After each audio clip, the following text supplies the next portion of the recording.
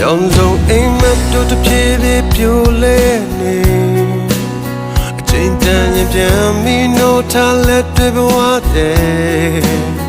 ရာရာဆန်းစစ်ကြည့်ရင်ကြုံမဲ့နေမြင်များတာဒီနေ့ကငါထိုင်ပြီးရဖြစ်တဲ့ဗျာငါပြန်ပြီး